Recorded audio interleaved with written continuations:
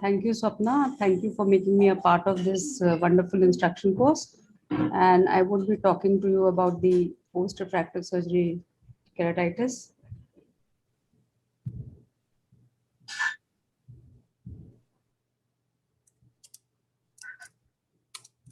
So this especially becomes important because of the fact that this is a cosmetic surgery, and infections have been reported. In the series that I would be showing you is way back from 1998. So it doesn't mean that you could have them, but it means that this is a possibility.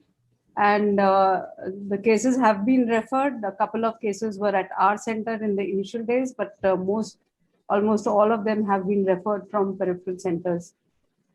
So,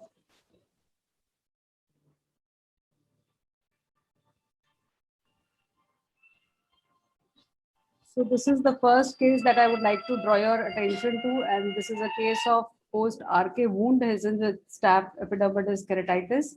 And this case, we had to give, and this responded to antibiotics, and a Perstrin suture also had to be applied to it because of the Hessen's. Then this was a 20-year-old male rubbed his eyes with unclean fingers due to strep pneumonia, and concentrated 5% tobramycin plus concentrated 1.3 cefazolin was given, and this healed with the help of the scar. Each of these cases that I'll show you are actually already published, and this healed with the faint scar. Now, this was a case of Pseudomonas keratitis after LASIK. And again, Pseudomonas is a devastating organism, but we were still able to treat it.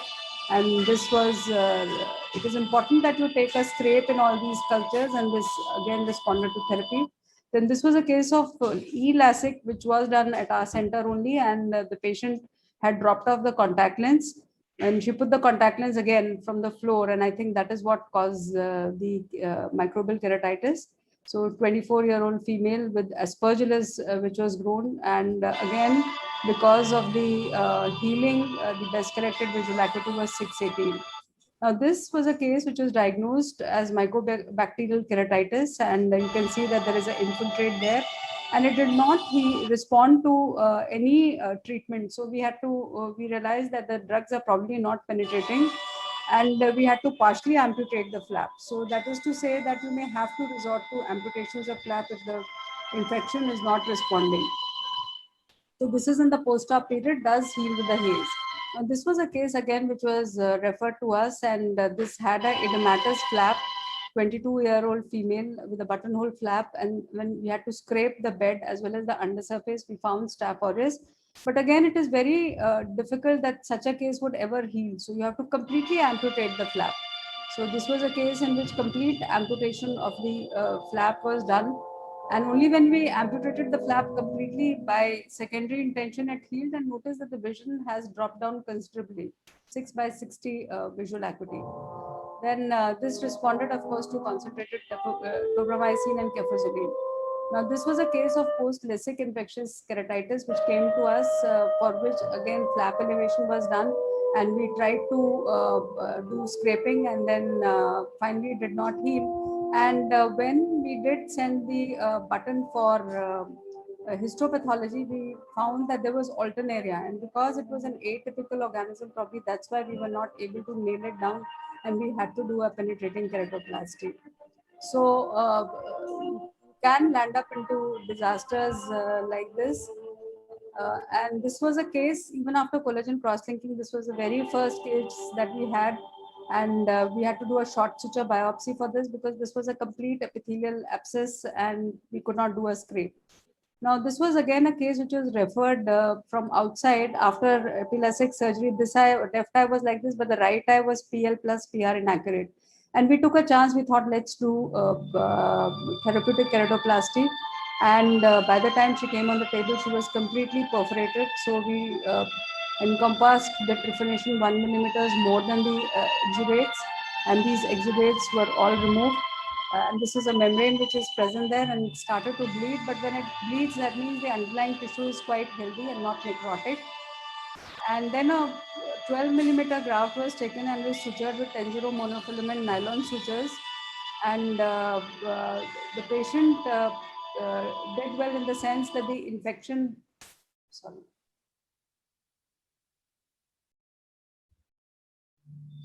The patient did well in the sense that the infection did get controlled, but the quality of the donor cornea was not that good, and so we had to do a penetrating keratoplasty for her again, a second graft, and she now reached 618 in that eye. So that is to say that even if the PR is inaccurate, one should not lose hope, especially in the early, when they have early infections, because it can get accurate. Now, this was again a very unfortunate case, which was again referred to us. This case was referred to us infectious crystalline keratopathy. We thought it was mycobacteria, and we started to treat it. Every time we would, in fact, first we thought it was probably herpes because no organism was there. So every time we would give steroid, she would respond, and finally the infection increased, and then we did a graft. In that graft also there was recurrence, and then we did another graft. Recurrence occurred in this therapeutic graft, and we had to do glue for this patient, and this perforated glue application was done for a perforation in the therapeutic graft. And finally we had to do a second penetrating keratoplasty, but the lens popped out during the surgery, so the patient became aphakic and had secondary glaucoma and has a vision of 618. So you don't want such mishaps to occur after a seemingly okay cosmetic surgery, and that is why one should take every precaution that such kind of infections don't occur. Now, this was, of course, radial keratotomy case, panophthalmitis, referred to us many years ago with Pseudomonas aeruginosa, PL negative. So this is also a possibility which can occur. So the idea was not to scare you with these cases, but the idea was to make you aware of these cases. So I showed a video to save some time, but these are all documented.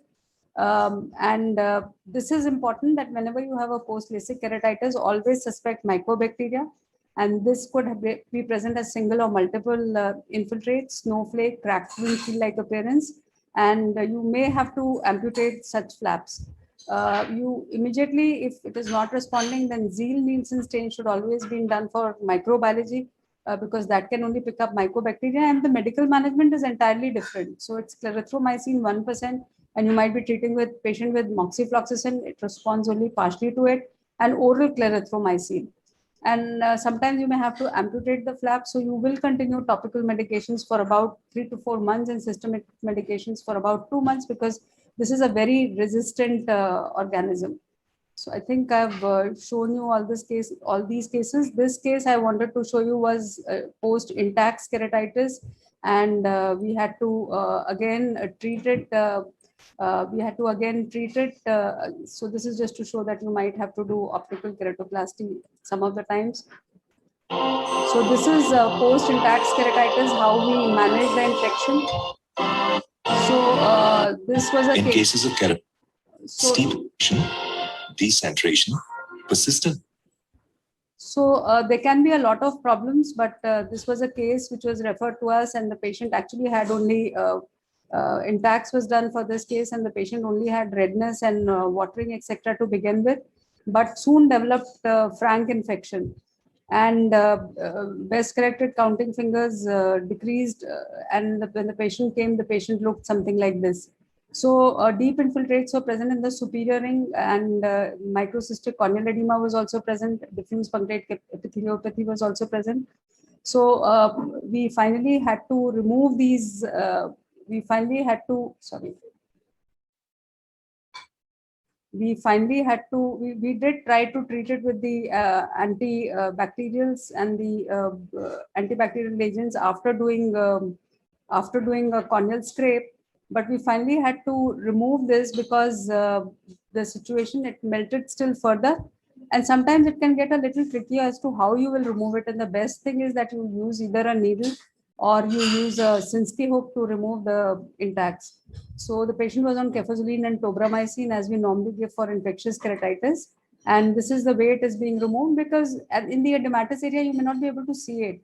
So the best is that you just remove it from the edematous area with the help of a Sinskey hook after looking at the edge from where it has to be removed.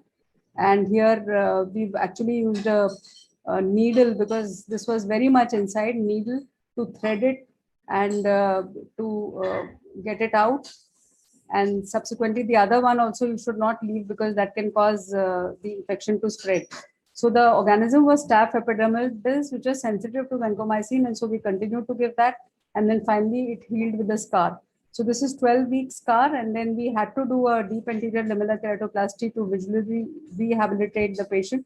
I will not go into the details of how a deep anterior lamellar keratoplasty is done, but this is how the patient looked like at the end of the surgery and in the post-operative period. Although the patient does enjoy a visual acuity of 612 even today, but